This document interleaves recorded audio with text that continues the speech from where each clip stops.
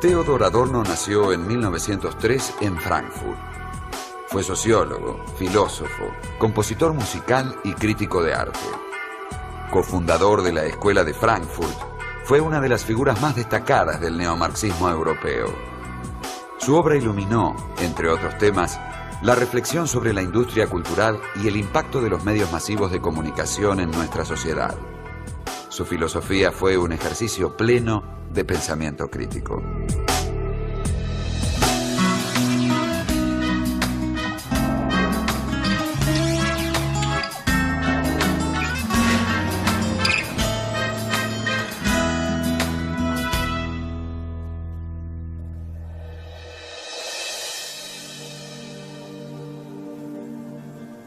Bienvenidos, ¿cómo están ustedes? Hoy vamos a hablar de un pensador, y digo pensador porque no solo fue filósofo, sino que practicó en varios campos de la reflexión moderna. Digo un pensador de mediados del siglo pasado. El siglo pasado, saben ustedes que fue de los más tormentosos de toda la historia, por lo menos así lo parece a la mayoría de los historiadores.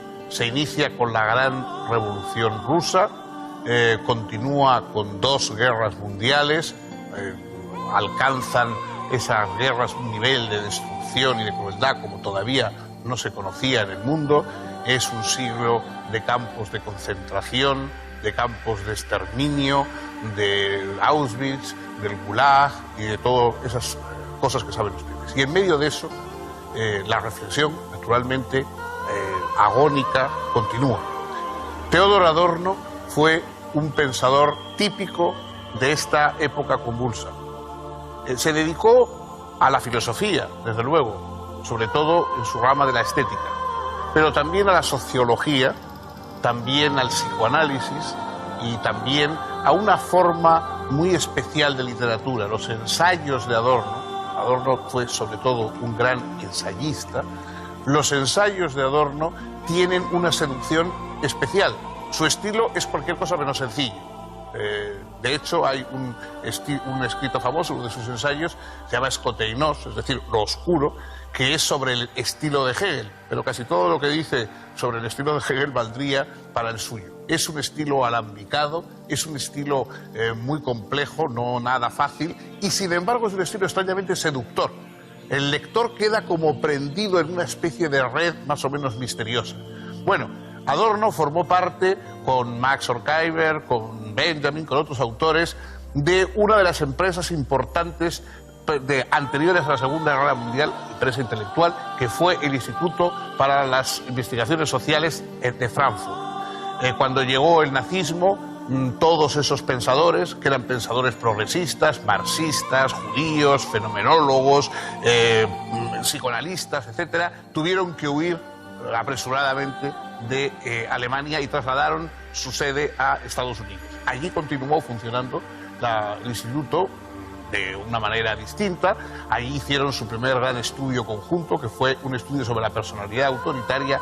Allí se formó la figura de Adorno, que cuando volvió ya asentada y de alguna manera casi engrandecida después de este forzoso exilio.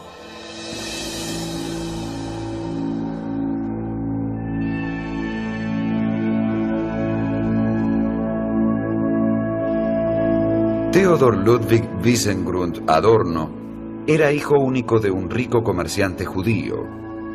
Su madre era católica, de ascendencia corsa y genovesa, y había sido cantante lírica. El niño perteneció, pues, a una familia bien posicionada económicamente y proveedora de múltiples estímulos culturales. También tenía una tía pianista.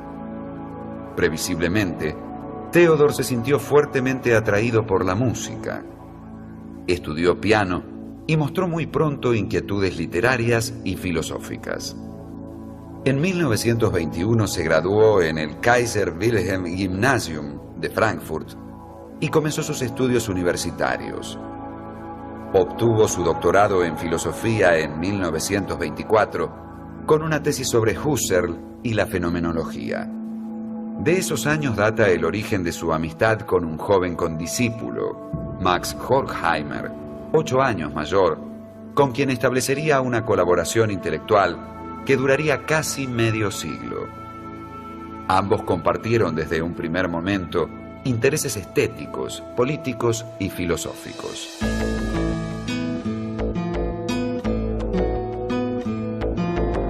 Hacia 1925, al mudarse a Viena, Adorno se vinculó con los músicos expresionistas y dodecafonistas, liderados por Arnold Schoenberg y Alban Berg, convirtiéndose en parte del estrecho círculo de promotores de la nueva música atonal. Comenzó entonces también a colaborar con algunos periódicos vieneses, entre ellos el Ambruch, del cual posteriormente llegaría a ser director entre 1928 y 1932. Mientras tanto, Horkheimer había fundado, junto con el historiador Karl Grünberg y con el sociólogo Leo Lowenthal, el Instituto de Investigaciones Sociales en Frankfurt. Adorno comenzó a colaborar a partir de 1932, si bien ya desde su fundación había mantenido buenas relaciones con sus miembros. Sus trabajos e intervenciones mostraron un espíritu profundamente crítico, influido tanto por Hegel y Marx como por algunos de los más destacados marxistas heterodoxos de la época, especialmente Ernst Bloch, Walter Benjamin y Georg Lukács.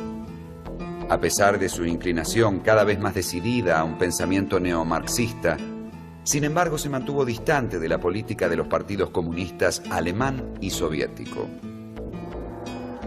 En 1933 publicó un estudio titulado Kierkegaard, la construcción de lo estético, que fue su tesis de habilitación y en el que reprochaba al filósofo danés su subvaloración del estadio estético respecto de los estadios ético y religioso.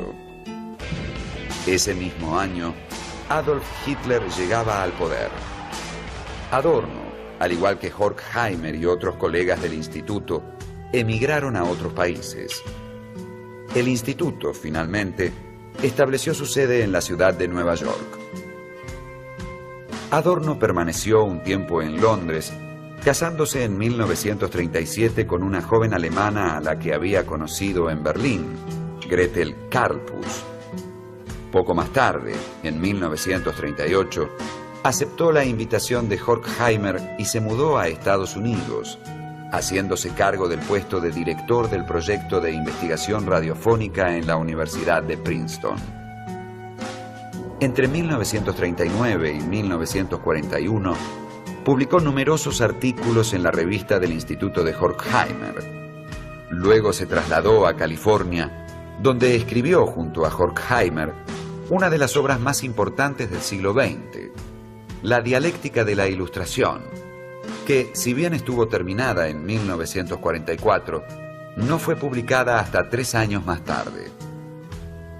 En esta obra, los autores, que comenzaron a ser conocidos como la Escuela de Frankfurt, manifestaban su desencanto respecto del marxismo y la razón ilustrada, y denunciaban el modo en que la sociedad occidental había destruido su potencial emancipador. A la vez, señalaban la manipulación de la conciencia de las masas mediante el establecimiento creciente de una industria de la cultura que dificultaba cada vez más todo pensamiento crítico.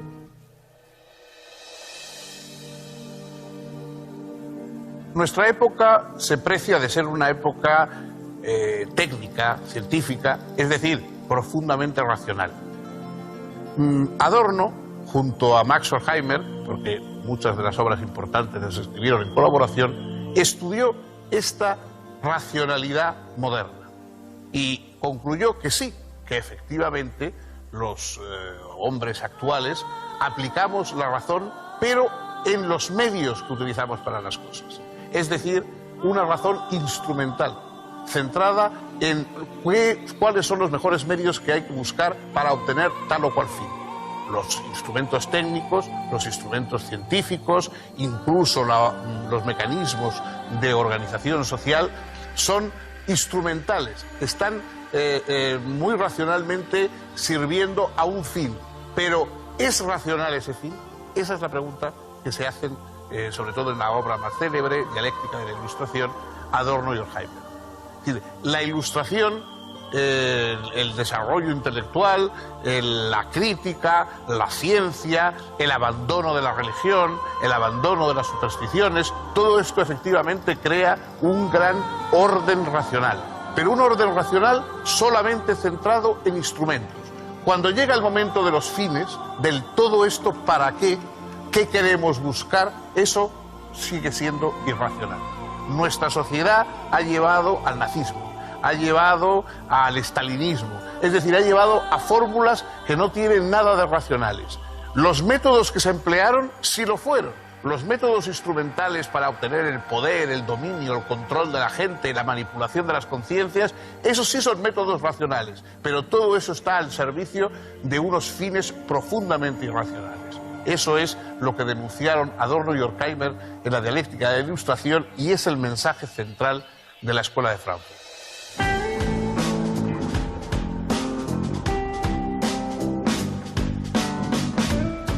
Mientras elaboraba con Horkheimer la dialéctica de la Ilustración, Adorno escribió otros 3 trabajos importantes: La filosofía de la nueva música, El cine y la música y Minima Moralia. Esta última obra, publicada recién en 1951, escrita en forma aforística y bastante influenciada por Nietzsche, ha sido considerada por muchos como su mejor escrito, a pesar de su manifiesto pesimismo.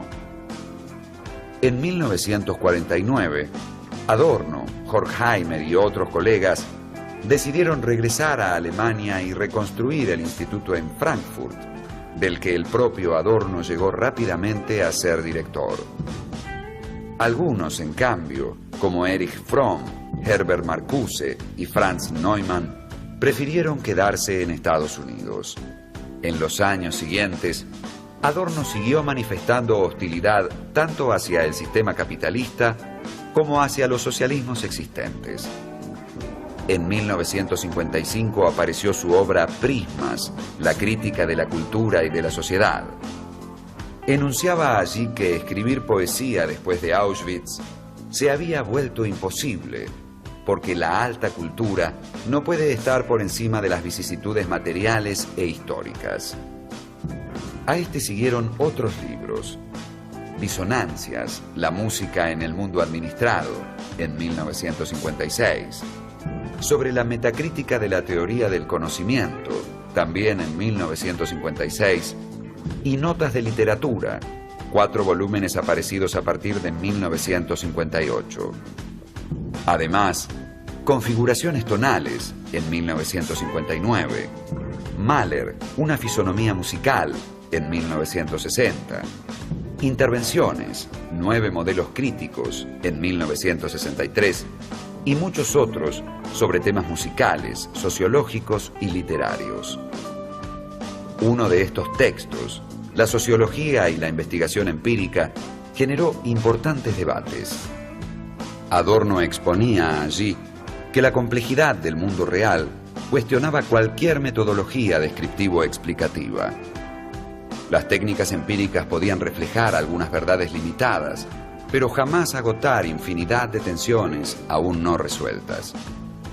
En 1966, Adorno publicó uno de sus trabajos filosóficos más interesantes, Dialéctica negativa, obra en la que desarrolló una dialéctica antimetafísica de la no identidad que rechazaba la reconciliación al modo hegeliano y que, en virtud de tal rechazo, parecía conducir a un callejón sin salida.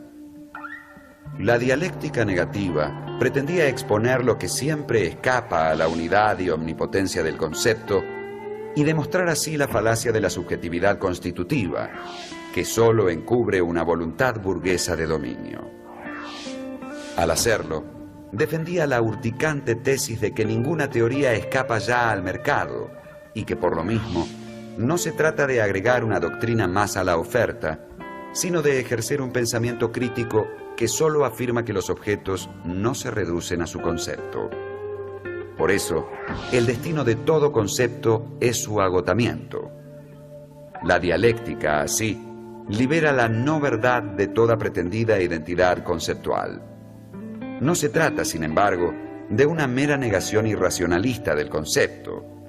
La filosofía debe tratar de ir más allá del concepto por medio, precisamente, del concepto.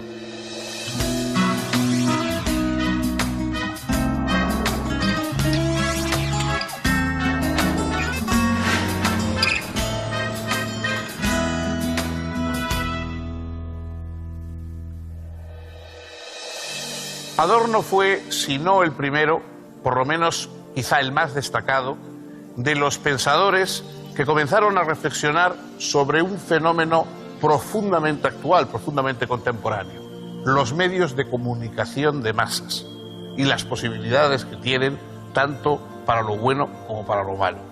La industria cultural. Es verdad que antes la cultura estaba destinada a unos pocos. Solamente el príncipe podía oír música de cámara, solamente la persona pudiente podía tener una gran biblioteca de obras encuadernadas en piel, etc. Hoy todos podemos escuchar a las mejores orquestas con simplemente introducir un disco en nuestro CD o en nuestro lo que sea. Solamente cualquiera podemos tener las obras literarias más importantes de ediciones de bolsillo, y todo esto obviamente supone un progreso, pero también tiene unos costos. Adorno entonces estudió qué es lo que se pierde cuando se populariza y se extiende de esta manera extraordinaria la cultura. Esa cultura supuestamente al alcance de todos no va perdiendo algo del énfasis crítico, no va perdiendo algo de la capacidad rebelde que encerró en un primer momento. Al extenderse, al ponerse al alcance de todos, no se va domesticando y no va perdiendo todo su mordiente de crítica de la sociedad y de posibilidad de transformación y de revolución. Y por supuesto, los grandes medios de comunicación, que son tan potentes y tan importantes, lo mismo pueden servir, sí, para difundir temas educativos y culturales, pero también para manipular conciencias, para imponer consignas. Bueno, todas estas cosas que hoy nosotros conocemos bien son lo que llevó al cabo Adorno en sus reflexiones, sobre todo desde su paso por Estados Unidos. Estados Unidos era el lugar donde estaban surgiendo, digamos, toda la modernidad de las comunicaciones, y ahí todo lo que vio Adorno le sirvió para sus estudios posteriores. Reflexión sobre la radio, reflexión sobre la televisión, reflexión sobre el cine y también sobre fenómenos musicales, por ejemplo, como el jazz. Bueno, Adorno evidentemente no era casi nunca partidario de esas cosas. Su postura siempre es de crítica muy acerba, de rechazo, ve el lado oscuro, el lado malo de todas estas cosas, y rara vez ve el lado positivo, pero al menos sus advertencias pueden servirnos todavía para reflexionar sobre unas cuestiones que a veces son excesivamente optimistas en el tratamiento que reciben.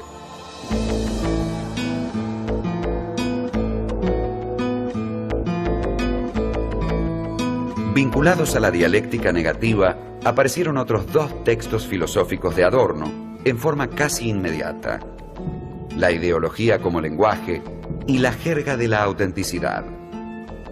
La última obra de Adorno, su teoría estética, quedó inconclusa a causa de su muerte en agosto de 1969 en la ciudad suiza de Visp, como consecuencia de un ataque cardíaco. Fue, sin embargo, publicada póstumamente. Vemos en ella que, hasta el final de su vida, Adorno continuó defendiendo la relevancia del pensamiento crítico. Cada acto profundamente crítico, decía, es como una botella lanzada al mar para futuros e ignotos destinatarios. Y uno de los mensajes básicos de esa botella es que la industria actual de la cultura escamotea constantemente a sus consumidores lo que permanentemente promete, a saber, una promesa de felicidad plena que es irrevocablemente ilusoria. Tal ilusión se funda en la circunstancia de que los productos de la industria de la cultura no son obras de arte luego convertidas en mercancías, sino que desde el principio son artículos producidos solo para ser vendidos en el mercado. No obstante, hay obras de arte, aunque éstas sean una y otra vez utilizadas y manipuladas por la industria de la cultura para sus propios fines. Pero aún así, cada obra de arte representa el entero mundo social en el que se inscribe. Esto se demuestra particularmente en el caso de la historia de la música, en virtud de su carácter de lenguaje no conceptual ni discursivo. Adorno expresó que nuestro mundo está tramado por una tela hilada por la burocracia y la tecnocracia. La libertad personal ha sido destruida por la concentración del capital y por la cultura de masas. La capacidad de pensamiento crítico agoniza. La obra de Adorno se propone, precisamente, socavar los sistemas cerrados de pensamiento y dificultar a la sociedad todo intento de afirmación no reflexiva. Actualmente, sus obras completas, que se hallan en curso de publicación, ocupan ya más de 20 volúmenes y cubren un amplio espectro de intereses. Desde una crítica de los principios filosóficos tradicionales y de la naturaleza de la razón instrumental en la cultura occidental, hasta una filosofía del arte y de la cultura que denuncia la disolución del goce individual en la apariencia social del goce.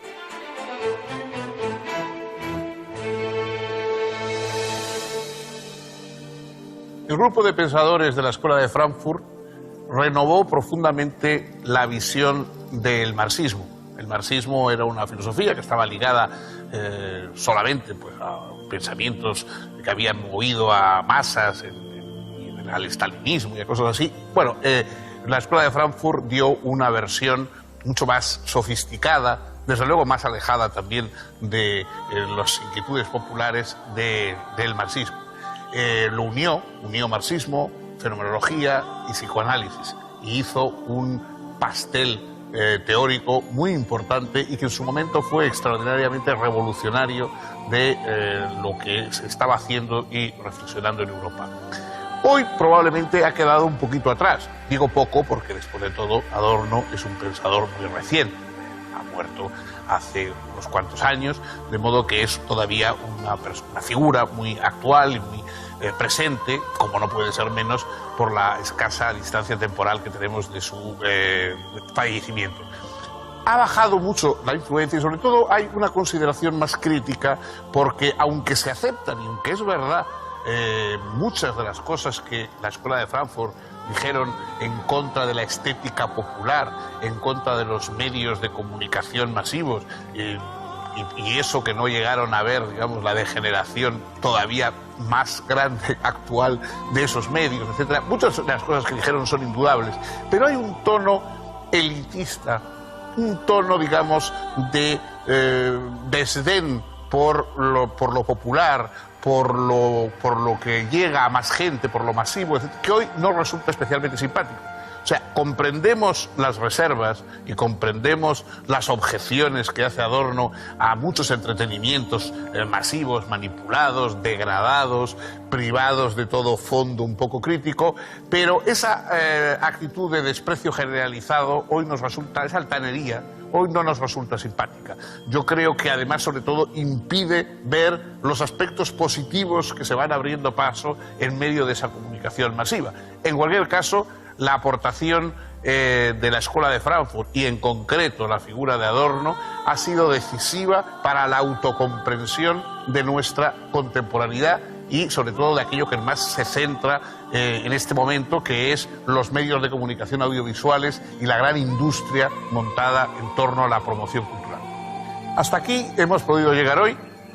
Si quieren ustedes, el próximo día acompáñennos, por favor, y continuaremos rematando nuestra visión de lo que ha sido el pensamiento occidental y ese fenómeno extraño y necesario que es la filosofía.